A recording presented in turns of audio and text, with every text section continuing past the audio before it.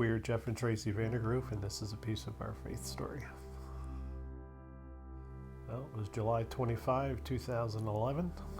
It was kind of a rainy day, and we had been busy all summer making a lot of hay, and I had some errands to run. I had to go to Newton and register a vehicle, and so that's where I was when I got a call that there was smoke coming out of the barn. I was in line at the motor vehicle agency, and our son Tim was with us. We left immediately and kept hoping that it was nothing too major and hopefully we'd be okay. And it was kind of an overcast day, so I kept looking on the way over. I didn't see smoke, and we kept getting closer. I still didn't see smoke. I was like, oh, maybe we're okay. And came over the last hill, and I realized it was not okay. The entire barn was engulfed in flames, and the first fire trucks were there. And I was in the house, so as soon as they called me, I looked out the window and saw the smoke. And then by the time I ran downstairs, because I was upstairs, and walked out of the house, then I saw the flames. Zach was pushing the last calf out, and they were like, "We got them all." And I was like, oh. I was almost glad I didn't know ahead of time, because they were in there. So that would have been really scary. Thankfully, Owen, Aunt Judy, Lisa Caparis, and Aunt Tammy all came. And what can we do? When I was first pacing back and forth, Lisa Caparis and Aunt Judy said, "Let's stop and pray." And so right there by the swing set, we were praying while this thing's rip-roaring away. And I will always remember that you just feel a little bit calmer once they did that with me. so Uncle Rick was the fire chief of Sussex at the time, and it was nice to have somebody that I knew who was in charge of the operation. And so talked with him right away. The water, all of our water equipment was in that barn that was on fire, so I asked him to make sure to protect that area there so that we wouldn't lose our water supply for the animals and for the house. And the next priority was to keep it from spreading to the other barn, and that's what the firemen did. Firemen did an amazing job.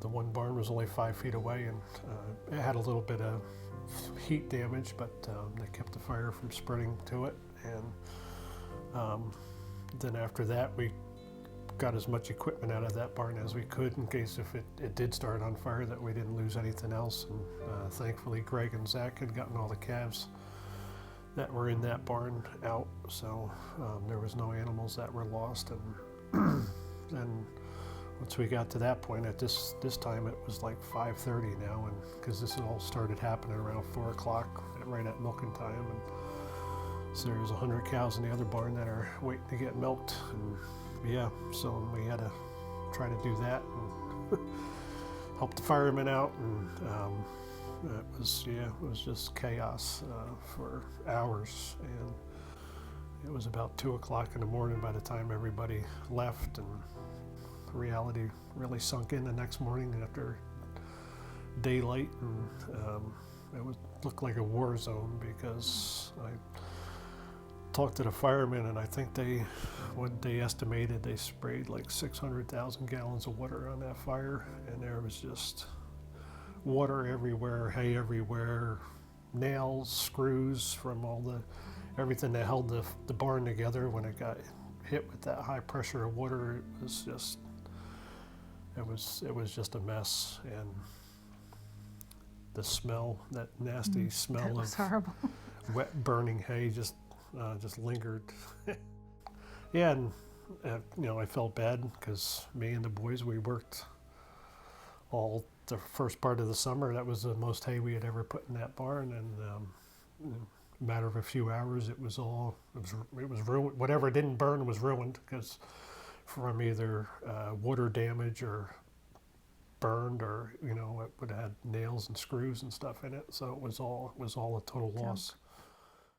Different people showed up to help out, and we were really overwhelmed by the community support, church support, community support.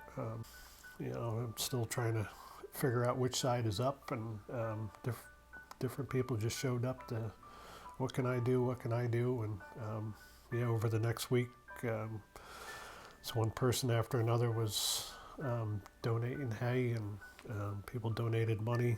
I know within a day or two, Howard Caparis and John Tallamy were deacons at the time. They stopped in, and that was encouraging. I think we took our community for granted until that point. Mm-hmm. So. I love to tell the story because I can get emotional, but it was so beautiful how the community, the Langs, the farmers, the firemen, our families, all these people just came and didn't think twice to help us, and you just feel so loved and cared for by God and by your community. The people that own the farm, they asked us if we wanted to keep farming, and so we said yes, and right away a plan went into place to rebuild the barn. But looking back, and we see God's faithfulness and how He brought us through it.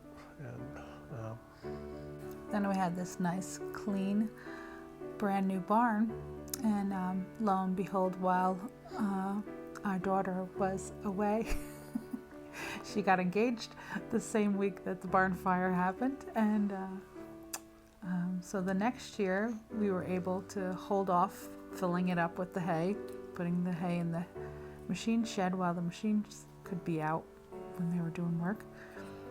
And it was beautiful to be able to have our daughter's reception in the brand new barn and invite a lot of the people that helped us to the wedding.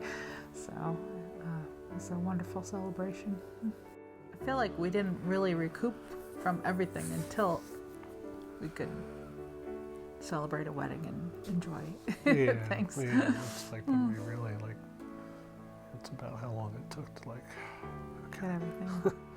This is going to turn out okay. When I made profession of faith when I was 18, my parents gave me a plaque, and it was Proverbs 3, 5, and 6. Those verses have been my life verse ever since. Trust in the Lord with all your heart, and lean not on your own understanding. In all your ways acknowledge Him, and He will direct your paths. And that was a meaningful verse at the age of 18, but now having a number of years of life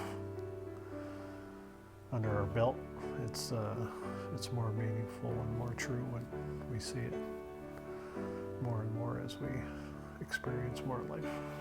The Lord has been faithful to us, and we will be faithful to Him.